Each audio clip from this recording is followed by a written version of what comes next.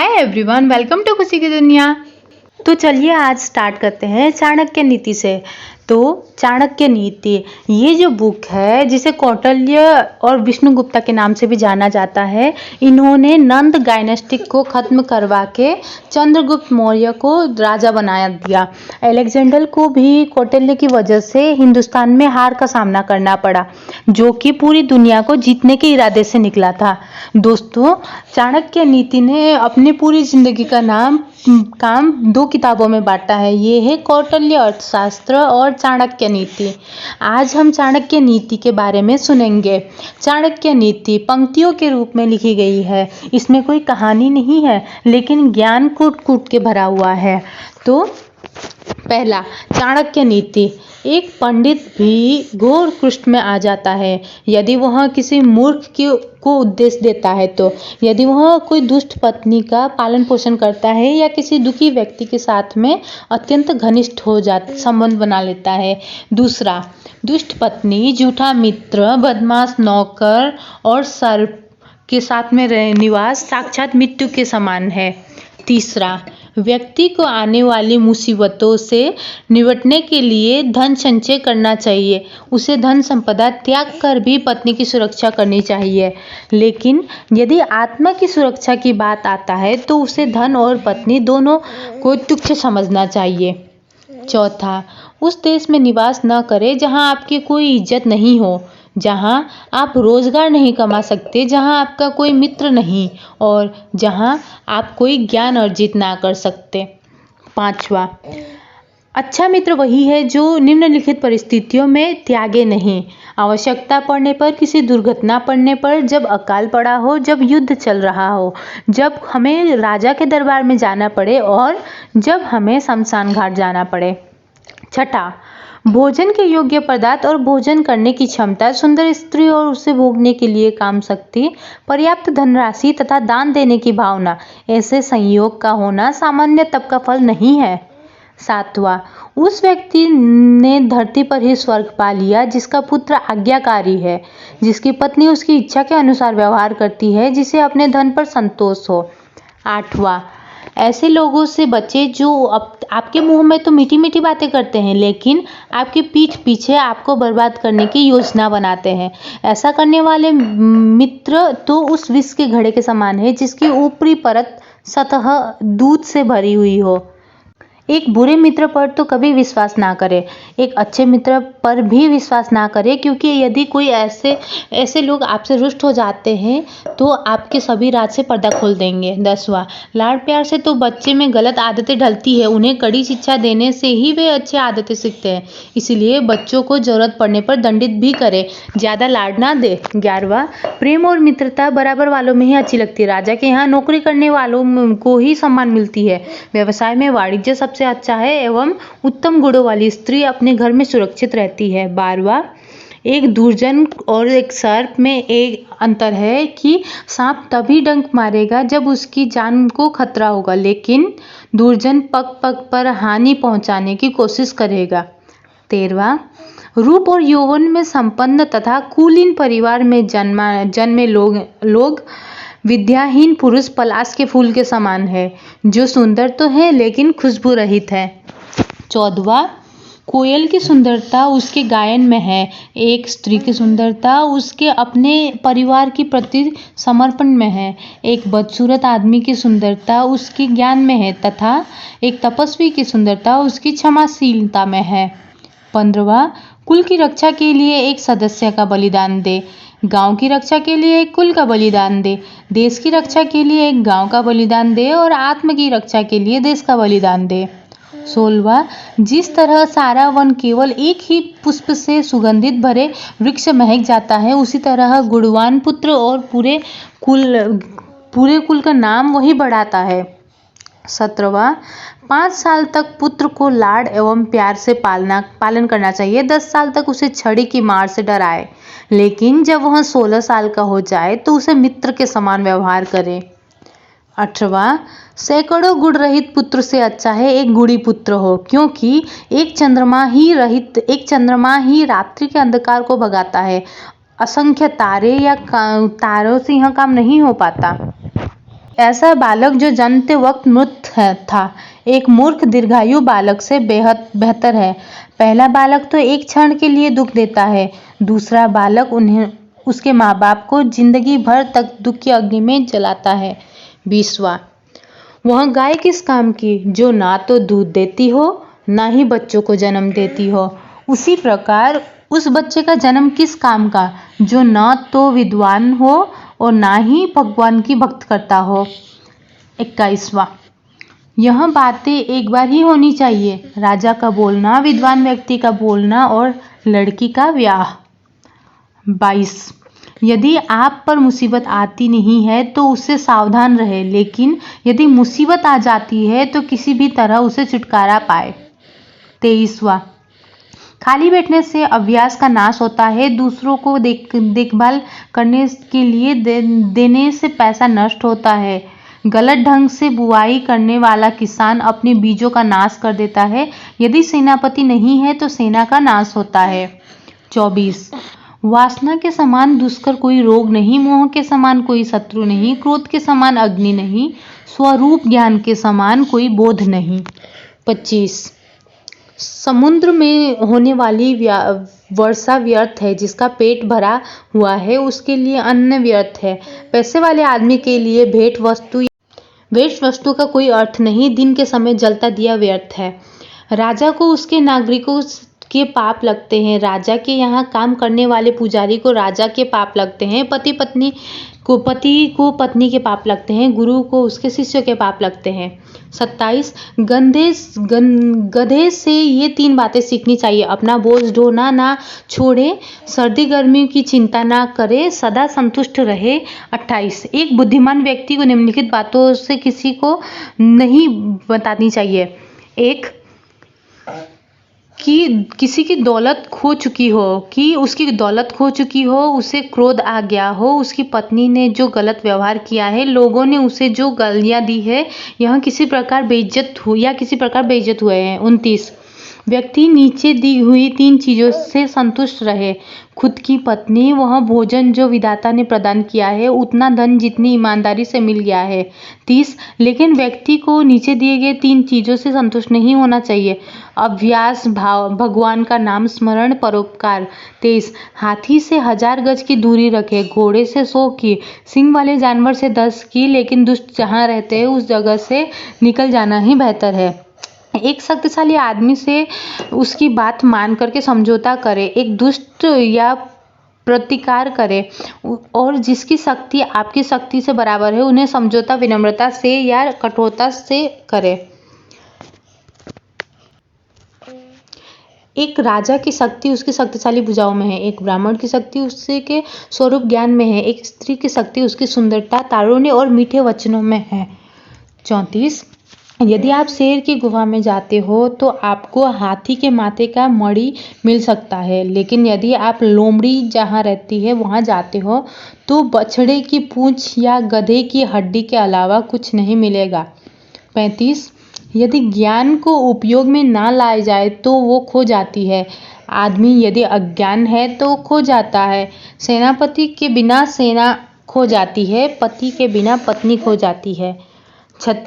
36, वे कमीने लोग जो दूसरों की गुप्त खामियों को उजागर करते हुए फिरते हैं उसी तरह नष्ट हो जाते हैं जिस तरह कोई सांप चींटियों के टीले में जाने के बाद मर जाता है। 37, इन 7 को जगा दी जाए यदि वो सारे सो गए हैं तो विद्यार्थी, सेवक, पथिक, भूखा आदमी, डरा हुआ आदमी, खजाने का रक्षक और खजांची। 38, इन 7 को नींद से नहीं जगाना चाहिए कभी भी। पहला सांप, राजा, बाघ, डंक करने वाला कीड़ा, छोटा बच्चा, दूसरों का कुत्ता और मूर्ख। 29, सुबह उठ करके दिन भर जो दावा आप लगाने वाले हैं उसके बारे में सोचें।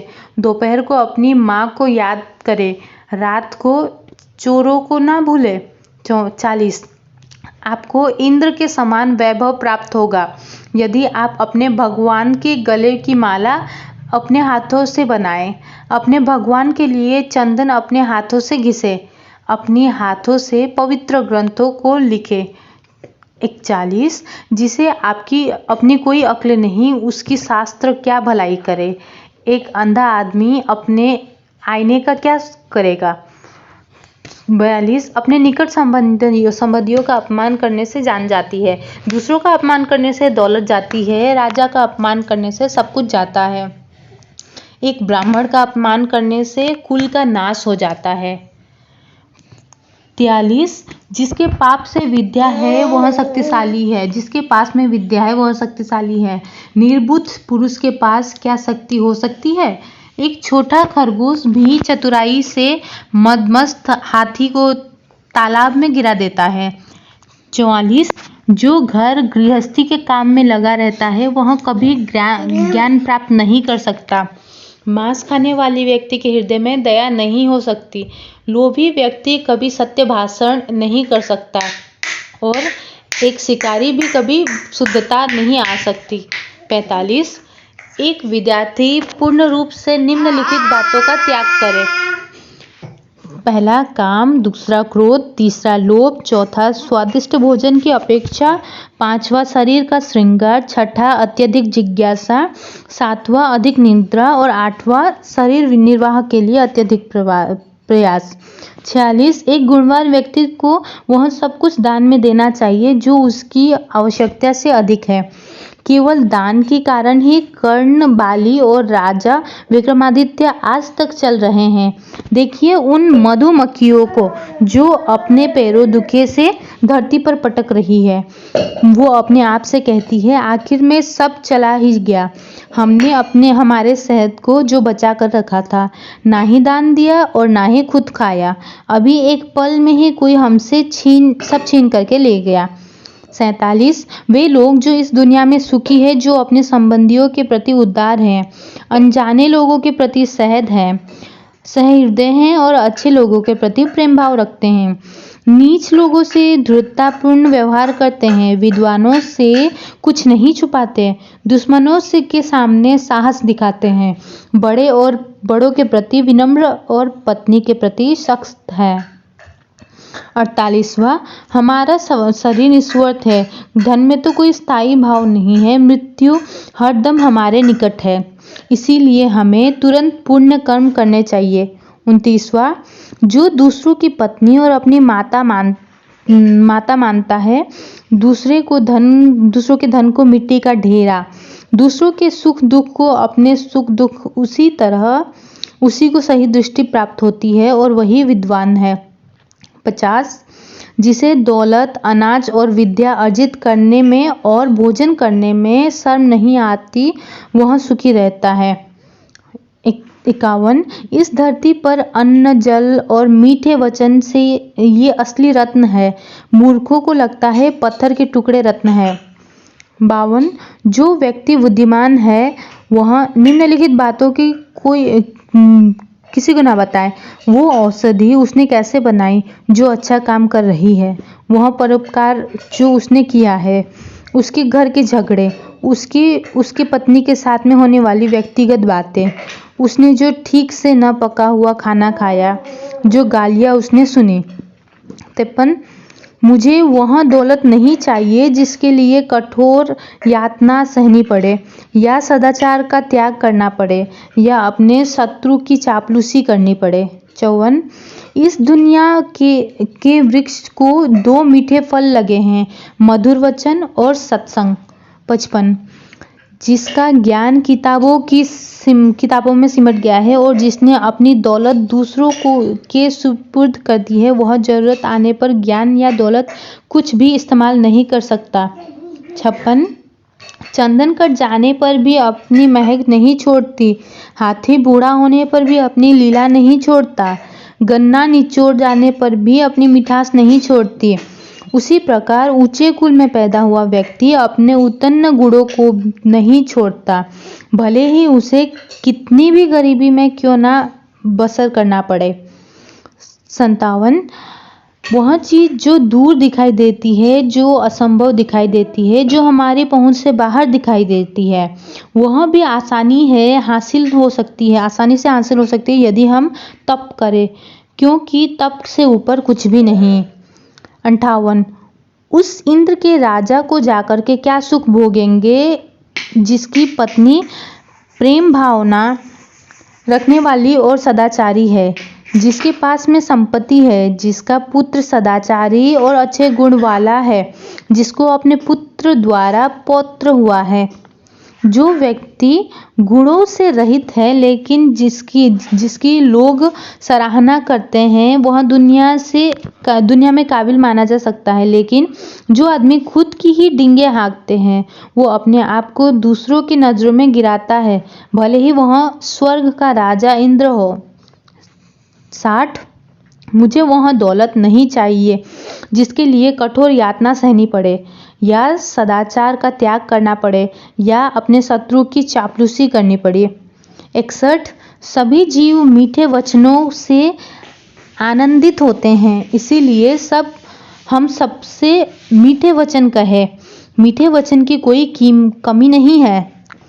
62 इस दुनिया के वृक्ष को 2 मीठे फल लगे हैं, मधुर वचन और सत्य। 63 गरीबी, दुख और एक बंदी का जीवन, यह सब व्यक्ति के किए हुए पापों का ही फल है। 64 पानी का तेल, एक कमीने आदमी को बताया हुआ राज और एक लायक व्यक्ति को दिया हुआ दान और एक बुद्धिमान व्यक्ति को पढ़ाया हुआ शास्त्रों का ज्ञान अपने स्वभाव के कारण तेजी से फैलता है। 65 हमें अभिमान नहीं होना चाहिए जब हम ये बात करते हैं। परोपकार, दूसरा आत्मसंयम, तीसरा पराक्रम, चौथा शास्त्र का ज्ञान हासिल करना, 5वां विनम्रता, 6ठा नीतिमत्ता। यह करते वक्त अभिमान करने की इसलिए ज़रूरत नहीं क्योंकि दुनिया बहुत कम दिखाई देने वाली दुर्लभ रत्नों से भरी पड़ी है। 66 यदि हम किसी को कुछ पाना चाहते हैं तो उससे ऐसे शब्द बोले जिससे वह प्रसन्न हो जाए। उसी प्रकार जैसे एक शिकारी मधुर गीत गाता है जब वह हिरण पर बाड़ चलाने लगता है। जो व्यक्ति राजा से, अग्नि से, धर्मगुरु से और स्त्री से बहुत परिचय बढ़ाता है वह विनाश को प्राप्त होता है। जो व्यक्ति इनके पूर्ण रूप से अलिप्त रहता है उसे भला करने का कोई अवसर नहीं मिलता, इसीलिए इनसे सुरक्षित अंतर रखकर संबंध बनाना चाहिए। 68 कुसंग का त्याग करे और सज्जनों से मेलजोल बढ़ाए, दिन और रात गुणों का संपादन करे, उस पर हमेशा चिंतन करे जो शाश्वत है और जो अनित्य है उसे भूल जाए। 59 हाथी का शरीर कितना विशाल है लेकिन एक छोटे से अंकुश से नियंत्रित हो जाता है। एक दिया घने अंधकार का नाश करता है, क्या अंधेरे से दिया बड़ा है? एक कड़कती हुई बिजली एक पहाड़ को तोड़ देती है, क्या बिजली पहाड़ जितनी विशाल है? जी नहीं, बिल्कुल नहीं। वही बड़ा है जिसकी शक्ति छा जाती है, इससे कोई फर्क नहीं पड़ता कि आकार कितना है।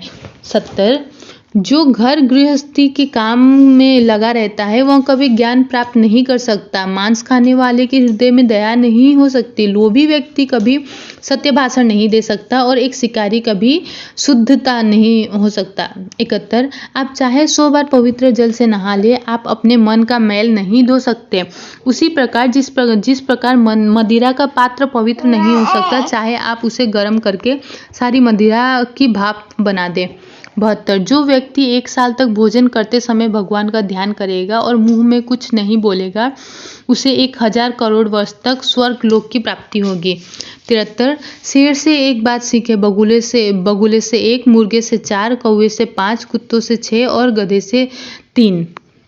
शेर से ये बढ़िया बात सीखे कि आप जो भी करना चाहते हैं वो एक दिली हो और ज़बरदस्त प्रयास से करें। बुद्धिमान व्यक्ति अपने इंद्रियों को बगुले की तरह वश में करते हैं, अपने लक्ष्य को जो जगह, समय और योग्यता का पूरा ध्यान रखते हुए पूर्ण करें।